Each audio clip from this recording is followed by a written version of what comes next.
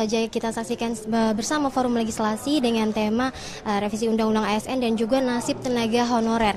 Dan untuk mengetahui lebih lanjut terkait dengan pembahasan pada forum legislasi hari ini, saya akan langsung berbincang dengan salah satu anggota dari Komisi 2 DPR RI, yakni Bapak Mardhani Alisera ya Pak.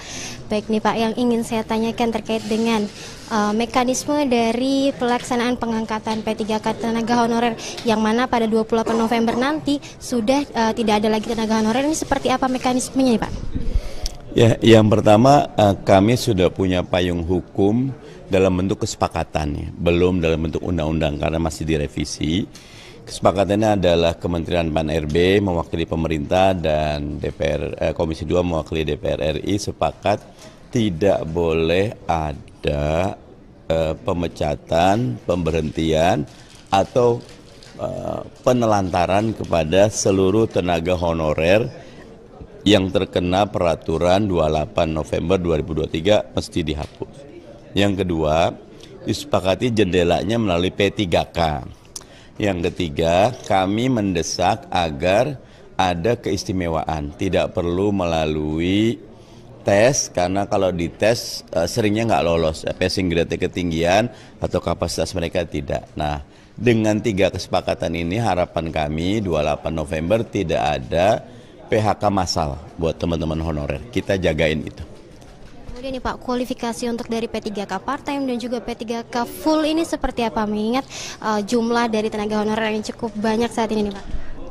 Yang sudah di-exercise, kita punya prioritas.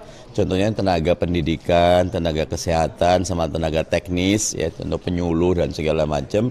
Itu kita sudah list. Kita rombongan pertama ini dulu, karena ini bagaimanapun tidak tergantikan. Nanti rombongan kedua baru quote and unquote tenaga administrasi dan lain-lain, itu bisa masuk rombongan kedua.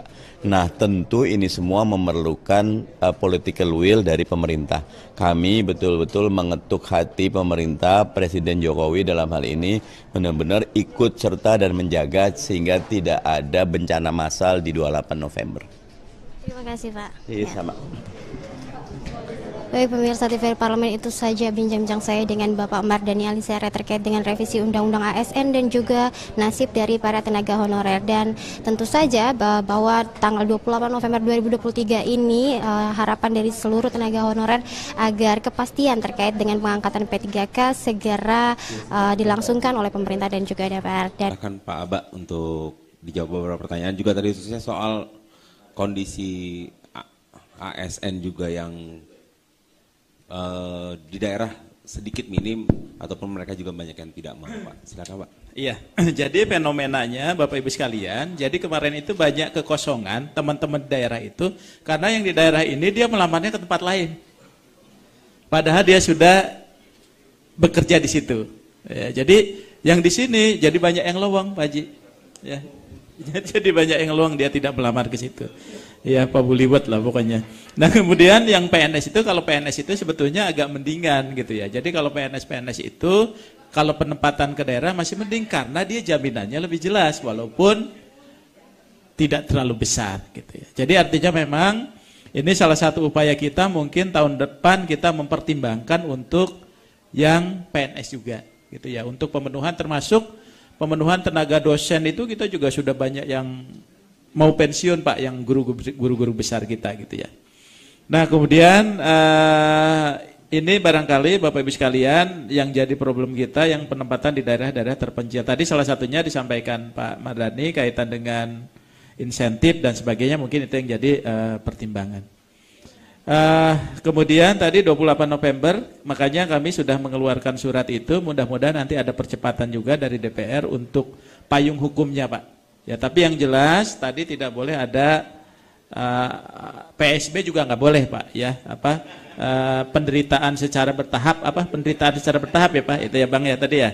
Jadi kita punya komitmen untuk ini tidak terjadi ya, walaupun kita agak nabrak regulasi. Ya, mudah-mudahan ini bisa tapi setidaknya dengan surat kita itu sesuai dengan fungsi dan kewenangan Kemenpan bisa membuat tenang lah teman-teman. Sekarang kan banyak yang sudah galau dan sebagainya gitu ya. Mudah-mudahan dengan surat kita itu bisa mereda itu. Kemudian guru kemarin itu 1 juta hanya 255.000. Kenapa guru kurang? Karena guru itu adalah jabatan yang diotonomikan. Jadi itu merupakan kewenangan dari pemerintah daerah. Jadi PPK-nya itu, pejabat pembina kepegawaian itu yang bisa mengangkat, memindahkan, memberhentikan, itu ada di gubernur, ada di bupati, Pak. Ya, jadi kalau mereka tidak mengusulkan, kita nggak bisa memaksa. Nah, kemarin itu kerjasamanya sejauh mana kami dengan Dikbud? Kami kemarin bikin regional, Pak. Jadi model penetapan formasi kita ada terbalik. Misalnya Jawa Barat ngusulin 10. Lah kenapa 10? Di sini kan ada 50 nih. Usulin 50. Ya, jadi agak terbalik logika formasi kita kemarin. Biasanya kita motong, kemarin kita suruh tambah.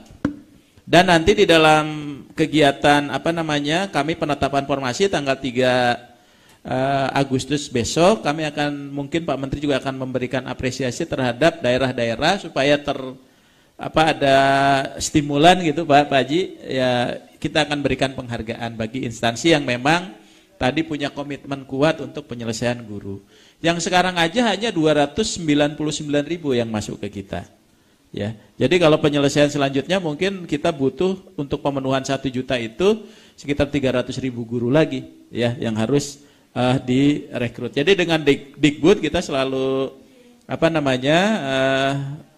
bekerja sama, khususnya data-data yang masuk ke dalam data yang ada di Dapodiknya Kementerian Pendidikan, Kebudayaan dan Ristek.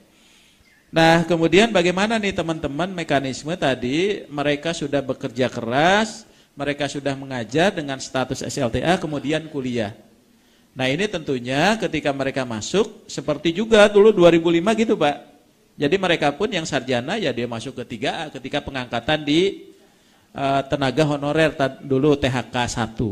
Nah, ini pun sama, berarti nanti mereka begitu nanti ada seleksi, ya maka dia bisa gunakan yang sarjananya sepanjang dia ada kesesuaian, ya supaya nanti formasinya yang diusulkan oleh Pemda itu bukan lagi formasi SMA, nanti terkait lagi dengan Pemdanya, jangan sampai yang terjadi saat ini yang di tenaga honorernya ABCD, dia ngusulkin formasi ke kita DEFG gitu ya. Jadi nggak nyambung.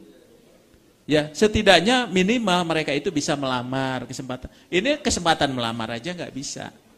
Nah, itulah yang kita dorong, kualifikasi mereka itu apa? Kita siapkan kualifikasi sesuai dengan mereka, Pak. Nah, nanti kita kalau kita lakukan afirmasi, pertama dia sudah berapa tahun di situ. Karena kalau mereka lakukan murni seperti yang fresh graduate, saya yakin gak akan dapat. Gitu ya. Ya Pak ya, kemungkinannya kecil Pak. Tapi untuk bekerja, mereka pasti sudah bisa bekerja ya. Gitu ya. Jadi kalau menurut saya sih ini memang perlu perlakuan yang berbeda, tapi kita tidak mengesampingkan kualitas. Karena kualitas itu jadi penting. Setelah ini, kita akan tinggikan tuh NAB untuk yang fresh graduate itu. Supaya penyeimbang Pak. Ya, jadi ada keseimbangan di dalam kapasitas dan profesionalitas orang yang bekerja di birokrasi pemerintah. Itu Pak dari saya, kasih. Baik teman-teman, itu akhir dari diskusi kita hari ini. Tentunya harapannya adalah bagaimana proses revisi undang-undang ini bisa semakin baik ke depannya dan menghasilkan regulasi yang memang tepat dan demi kesejahteraan ASN kita di masa mendatang. Baik, terima kasih semuanya. Terima kasih Pak Gus Pardi, terima kasih Pak Mardani, terima kasih Pak Aba. Saya tutup diskusi hari ini. Terima kasih.